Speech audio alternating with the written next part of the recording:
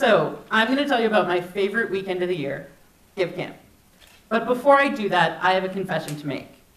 Like most people in tech, I'm really a big science geek.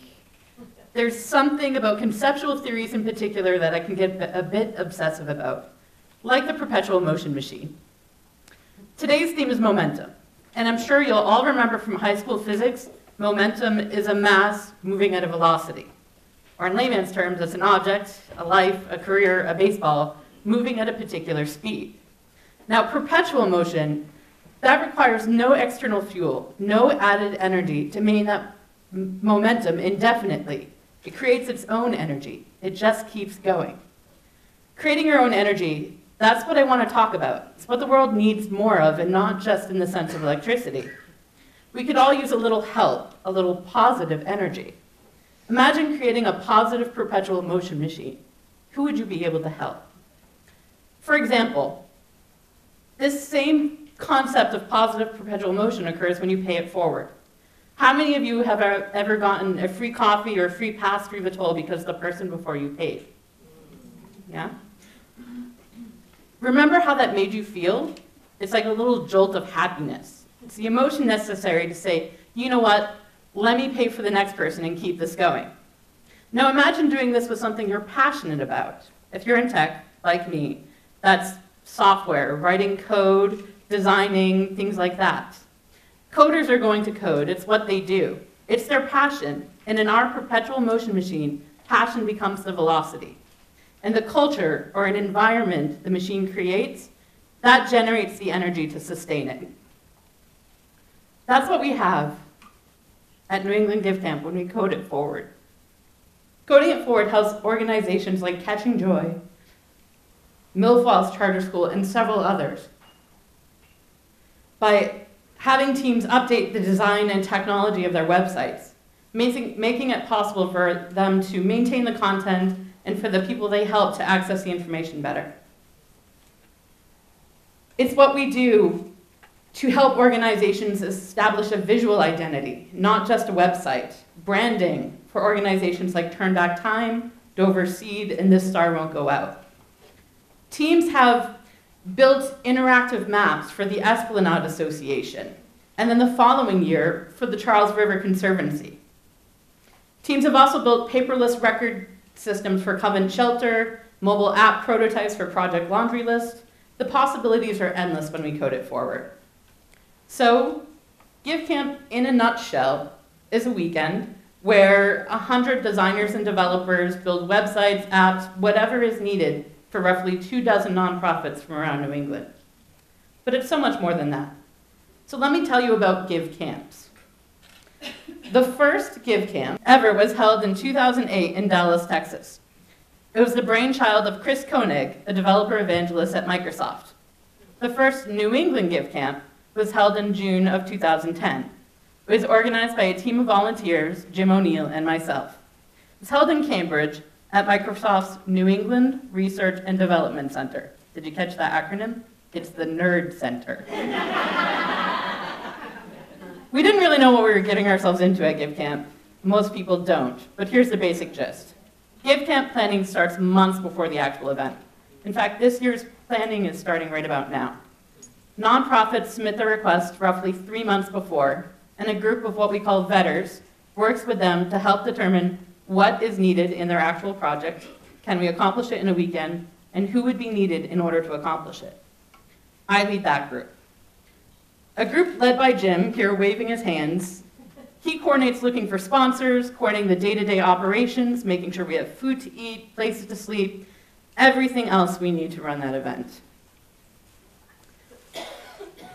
Volunteers register 6 weeks before, and it fills up almost every year. There's actually a waiting list.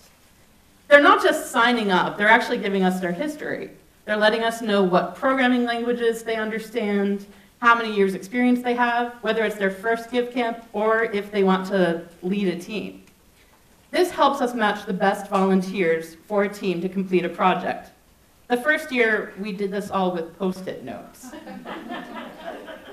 We've improved to a spreadsheet. Now, the team leads get to pick their projects about 2 weeks before the event. The rest of the volunteers are assigned based on their skills, and we're lucky if we have the team assignments done 3 days before the event. The whole thing kind of reminds me of the stock exchange. It's really chaotic. You can hardly imagine anything useful getting done. There's a constant sorting of volunteers as projects change. Then we get to the actual weekend. Friday kicks off with a pizza party. Then the nonprofits tell us about their organization, the project they need, and then the teams get to work, and they keep working. Some through the night until we call time on Sunday, and they present what they've accomplished. In all, we've had 5 New England Give Camps, lending the expertise of 500 attendees to 95 nonprofits from around New England. That's roughly $750,000 in services donated. Wow.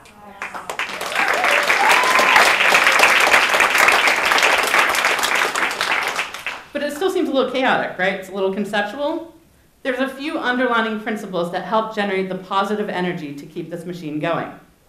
Honesty and transparency are the first key to success at Give Camp. Sometimes this starts before the weekend when we have to tell a nonprofit we can't take their project because we don't have the right skills. Then during the event, the team leads have a check-in several times during the weekend. It's like a traffic light. Green means they're good, yellow means they're nervous. When they're red, they're over their head. This bold honesty is one of the most difficult principles to accept. But the only failures we have had are when we aren't completely honest. Failure is friction, and it's the reason why a perpetual motion machine can't exist outside of a vacuum. At Give Camp, our failures give us the opportunity to step back, reevaluate, and dedicate the energy to fix it in the next year. It's one of the reasons we no longer allow first-year volunteers to be team leads. At Give Camp, everyone is important. Everyone can contribute, no energy is lost or wasted.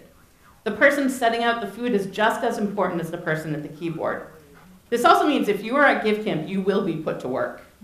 Volunteers range from students to industry veterans. One volunteer not only got to work with a design hero of his, but he actually managed to phone in a friend who is a meteorologist by night when they needed help brainstorming ideas for a mobile app that would tell you if it was safe to hang your clothes out to dry. Some parents, like me, end up having to bring their kids. They test, do content entry, keep us entertained, and sometimes come up with their own projects. We've seen kids grow up with a love of technology and service through Give Camp. Now, when Give Camp was started, it came with this rule. What happens at Give Camp stays at Give Camp. It's both a statement and a promise. We're not committing the volunteers to do any work beyond this weekend. At the end of the weekend, the nonprofits walk away with the source code and the graphics, and the volunteers can just say they're done. But most of them don't. They stay in touch. They often help beyond the weekend. What happened at Give Camp never seems to stay at Give Camp. It's part of the magic of this positive perpetual motion machine. We eat really well at Give Camp. Jim coordinates some great meals, but there's always leftovers. Some of the volunteers noticed this and started bringing the leftovers to local shelters, sharing our fortune. Organizations we help one year, like Future Chefs, come back the next year and bake us brownies. In 2013, Give Camp was held 2 weeks after the Boston Marathon bombing.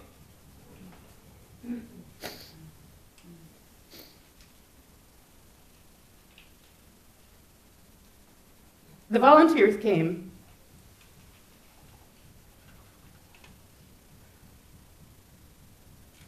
and when they needed a break from their projects, they made cards for firefighters, police. Then they turned out their pockets and donated $1,000 to the One Fund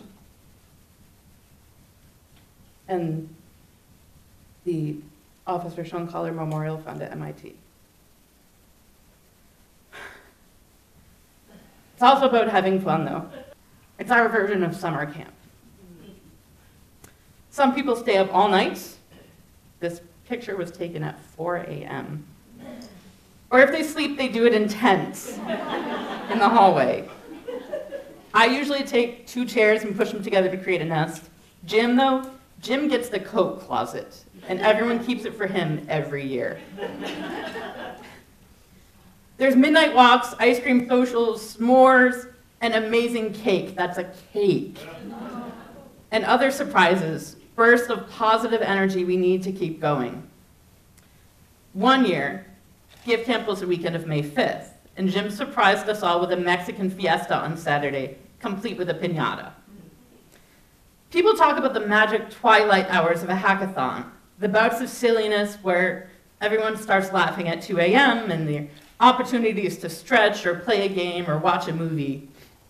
Last year, one of the volunteers actually brought his keyboard on Sunday, and while teams were frantically trying to finish, he smoothed the atmosphere with some classical music.